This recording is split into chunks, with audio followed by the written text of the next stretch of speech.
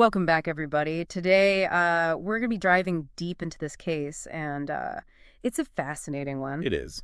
It really is. Yeah. And a little baffling, to be honest. Yeah, a little bit. Yeah, we're talking about the legal troubles of Johnny Somali. Yeah, Johnny Somali. You know, that IRL streamer who seems to thrive on pushing boundaries. Yeah. You know, all kinds of boundaries, legal and otherwise. Well, and that's what's so interesting about this case is that he's kind of documenting his own potential downfall. Yeah. You know, he's live streaming everything. Everything. And it's all playing out in a foreign country with a legal system that is very different from his own. That's right. And for this deep dive, we've got a pretty unique set of sources. I mean, we're talking about clips from Somali's own live streams, commentary from other creators who have been tracking his, let's call them adventures. Yeah. And even news reports from South Korea, where Somali is currently in hot water. Yeah, and it's important to note that IRL streaming, for those unfamiliar, means in real life streaming. Right. So unlike gamers or commentators who stream from a desk, you know, Somali's content involves interacting with people in situations in the real world, often in a very confrontational way. Yeah. So to understand how this all unfolded, I think we need to go back to Somali's history. Yeah. He's been doing this public harassment thing for a while now, first in Japan and then other countries. Right. He seems to have this knack for finding people's pressure points. Yeah. And then just pushing them relentlessly, all for the entertainment of his online audience. Well, and it's this pattern of behavior that, you know, some psychologists would associate with a very, you know, deep-seated need for attention. Right. Perhaps even a manifestation of histrionic personality disorder. Wow. Where individuals crave attention and approval through very dramatic or provocative actions. Okay, so it seems like his strategy was just to escalate his antics until he faced consequences. Right. Almost as if he was testing the limits of acceptable behavior. Yeah. So in Japan, he got arrested, served 3 months in jail. Right. But seemingly learned very little from the experience. Yeah. Issued an apology, then promptly deleted it and went right back to his old ways. Yeah, what's with that? Well, it does raise a question that goes beyond just the attention seeking. Okay.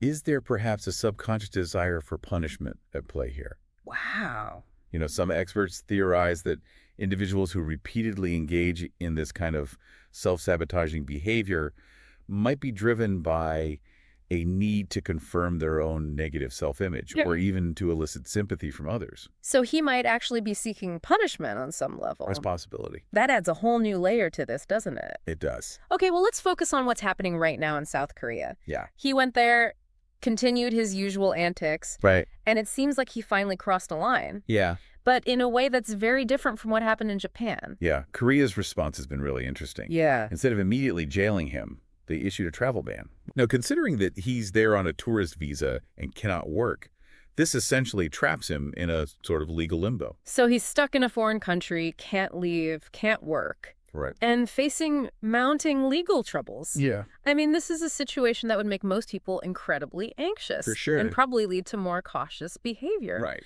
But of course, we're talking about Johnny Somali. Of course, which brings us to the heart of this deep dive. Yeah. You know, we're trying to understand not just the legal charges against him, Right. but also the psychological and cultural factors that might be driving his actions. But why does he keep pushing? Even when it's clearly to his detriment. That's the big question. It's almost like he's playing a game with the legal system. Yeah. A game he seems determined to lose. Yeah. But before we get too deep into the psychological analysis, let's lay out the specific charges against him. Yeah, absolutely. So the first charge is disrupting a business. Okay. This stems from an incident at a 7-Eleven and potentially a similar incident at a place called ABC Pizza. Of course. And of course, he live streamed the whole thing. Of course he did. It seems like everything he does is for the benefit of his online audience. Right. So he's harassing customers, interfering with their ability to shop, creating a chaotic scene. I mean, that's all pretty standard Somali behavior. Yeah. But what makes this a crime in Korea? Well, while the specific legal language might differ, Okay. most countries have laws against disorderly conduct, or, you know, disturbing the peace, or similar offenses. Right. The key element is proving that Somali's actions went beyond mere annoyance Right. and actually interfered with the normal operation of the business. And his live streams probably make it very easy for the prosecution to prove that? Right. They've basically got him on video admitting to everything. Yeah. But disrupting a business doesn't seem like a particularly serious charge. Right. What else are they going after him for? The second charge is a violation of Korea's Minor Offenses Act. Okay. But this one is a bit more complex Okay. because it's a catch-all misdemeanor that covers a surprisingly wide range of offenses. Oh, really? We're talking everything from breaking into empty houses to carrying a concealed weapon to public intoxication. Wait, breaking into empty houses? Yeah. Where'd that come from? Well, according to some of the commentary and news reports we've gathered, Okay. there are clips floating around that suggest Somali might have engaged in activities that could fall under this act. Okay. And remember, we're looking at the cumulative effect of his actions. So even if each individual offense is relatively minor, Right. the fact that he's potentially racking up multiple violations over a short period of time Yeah. paints a picture of a pattern of disregard for the law. It's like he's trying to see how many laws he can break before someone stops him. Exactly. And this all feeds into the prosecution's potential strategy. Right. They can argue that he's not just some harmless prankster, Right. but a threat to public order, Yeah. someone who deliberately and repeatedly flouts the law. Okay, so we've got the disrupting business charge, the Minor Offenses Act violations. Right. But there are other incidents too, right? Other Mhm. potential legal snares that he seems to have stumbled into. Yes, and this is where it starts to get even more interesting. Okay. Remember the incident where he allegedly assaulted and threatened another streamer? Uh-huh. That could potentially lead to assault or harassment charges? And of course he deleted the video. Right. Which just makes him look even more guilty. Of course. Then there's the incident where he was harassing people on a train.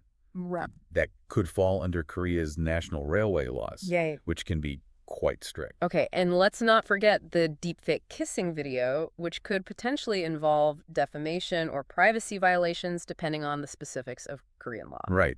And what's particularly intriguing about these potential charges is that they bring us back to the question of his online persona Right. and its influence on his behavior. Yeah. Is he doing these things because he genuinely enjoys causing chaos? Or is it all just a performance for his online audience? That's a great question. And it's something we need to explore in more depth because it might have a significant impact on his legal defense and the outcome of his trial. Absolutely. Because if the court views his online persona as an extension of his true self, Right. it could work against him. They could argue that his actions are premeditated, Yeah. that he's knowingly breaking the law for attention and profit.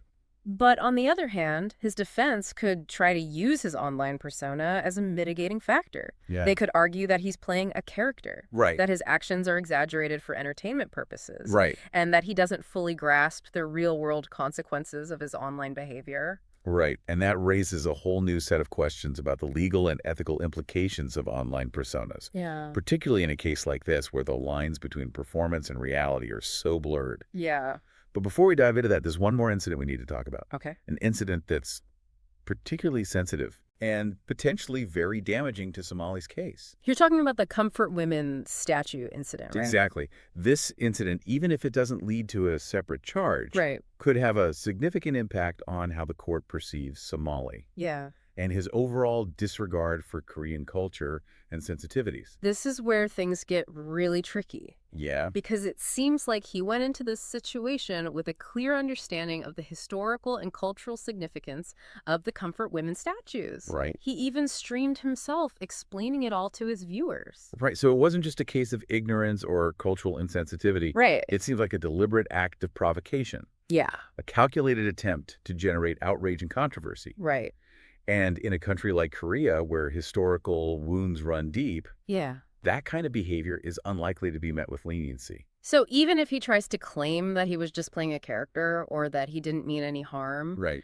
the court could easily point to this incident as evidence of a deeper disrespect for Korean culture. Exactly. Yeah. And that disrespect could color their perception of his other actions, Right? potentially leading to harsher sentences, even on the seemingly minor charges. Wow. But we're getting ahead of ourselves a bit. Let's delve into the cultural context in more detail in the next part of our deep dive.